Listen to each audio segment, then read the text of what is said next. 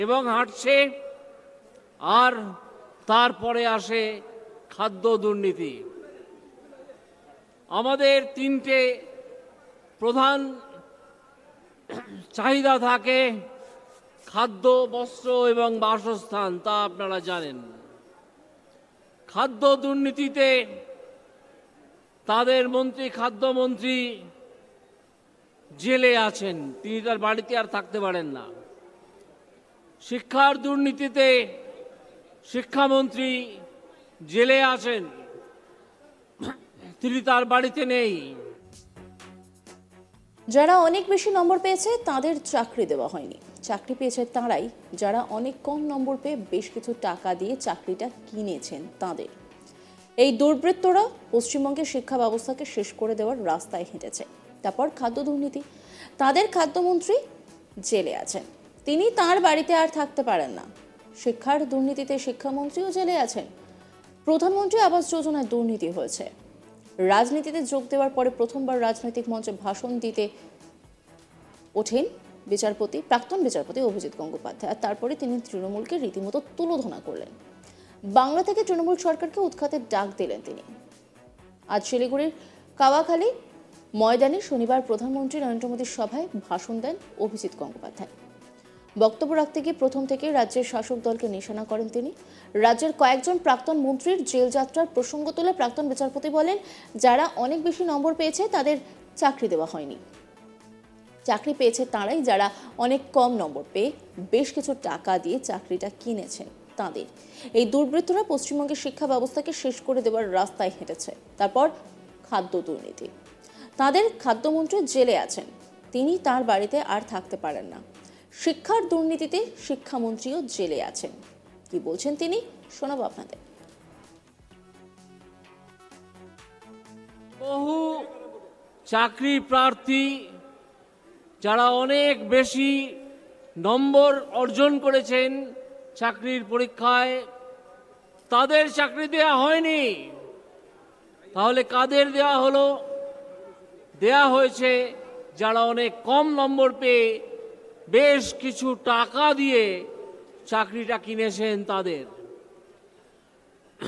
ফলে এই যে দুর্বৃত্তরা, তারা নিজেদের পকেটে টাকা ঢুকিয়েছে, নিজেদের দৌরাত্ম্যে পশ্চিমবঙ্গের শিক্ষা ব্যবস্থাকে শেষ করে দেওয়ার রাস্তায় হেঁটেছে এবং হাঁটছে, আর তারপরে আসে খাদ্য দুর্নীতি।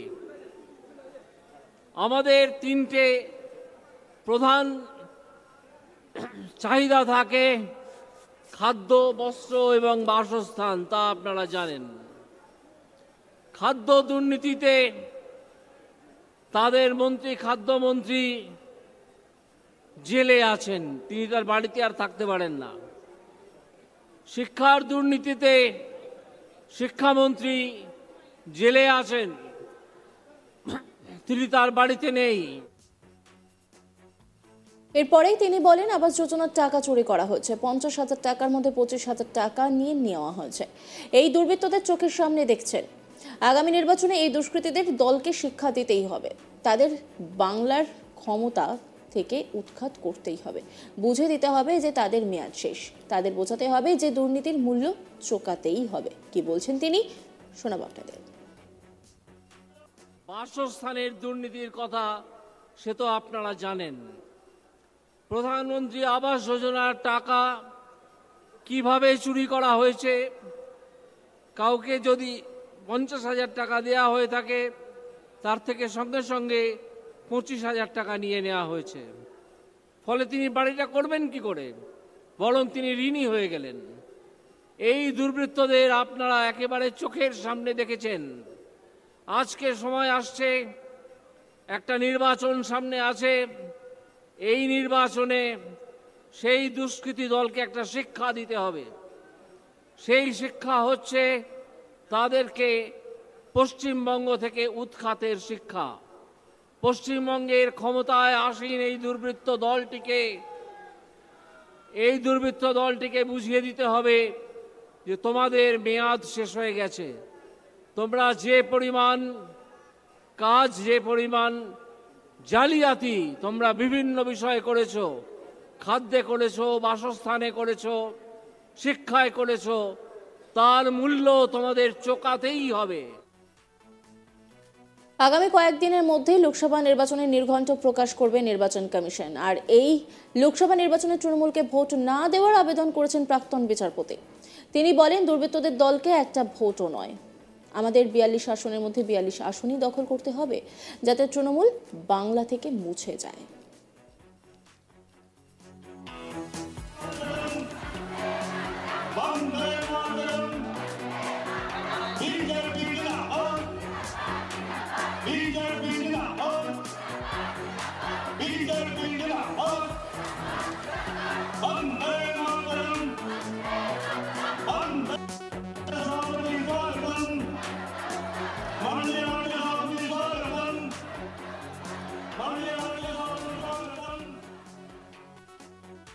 যারা অনেক বেশি নম্বর পেয়েছে তাদের চাকরি দেওয়া হয়নি।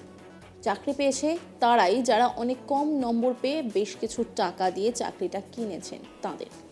এই দুর্বৃত্তরা পশ্চিমবঙ্গের শিক্ষা ব্যবস্থাকে শেষ করে দেওয়ার রাস্তায় হেঁটেছে। তারপর খাদ্য দুর্নীতি, তাদের খাদ্যমন্ত্রী জেলে আছেন, তিনি তার বাড়িতে আর থাকতে পারেন না। শিক্ষার দুর্নীতিতে শিক্ষামন্ত্রীও জেলে আছেন। প্রধানমন্ত্রী আবাস যোজনায় দুর্নীতি হয়েছে। রাজনীতিতে যোগ দেওয়ার পরে প্রথমবার রাজনৈতিক মঞ্চে ভাষণ দিতে উঠেই তৃণমূলকে নিশানা করলেন প্রাক্তন বিচারপতি অভিজিৎ গঙ্গোপাধ্যায়। তিনি ঠিক কি বললেন শোনাব আপনাদের। বহু চাকরি প্রার্থী যারা অনেক বেশি নম্বর অর্জন করেছেন চাকরির পরীক্ষায়, তাদের চাকরি দেয়া হয়নি। তাহলে কাদের দেয়া হলো? দেয়া হয়েছে যারা অনেক কম নম্বর পেয়ে বেশ কিছু টাকা দিয়ে চাকরিটা কিনেছেন তাদের। ফলে এই যে দুর্বৃত্তরা, তারা নিজেদের পকেটে টাকা ঢুকিয়েছে, নিজেদের দৌরাত্মে পশ্চিমবঙ্গের শিক্ষা ব্যবস্থাকে শেষ করে দেওয়ার রাস্তায় হেঁটেছে এবং হাঁটছে। আর তারপরে আসে খাদ্য দুর্নীতি। আমাদের তিনটে প্রধান চাহিদা থাকে, খাদ্য, বস্ত্র এবং বাসস্থান, তা আপনারা জানেন। খাদ্য দুর্নীতিতে তাদের মন্ত্রী, খাদ্যমন্ত্রী জেলে আছেন, তিনি তার বাড়িতে আর থাকতে পারেন না। শিক্ষার দুর্নীতিতে অন্যান্য খবরের আপডেটের জন্য অবশ্যই নজর রাখুন আজ তাক বাংলার ইউটিউব স্ট্রিমিংয়ে।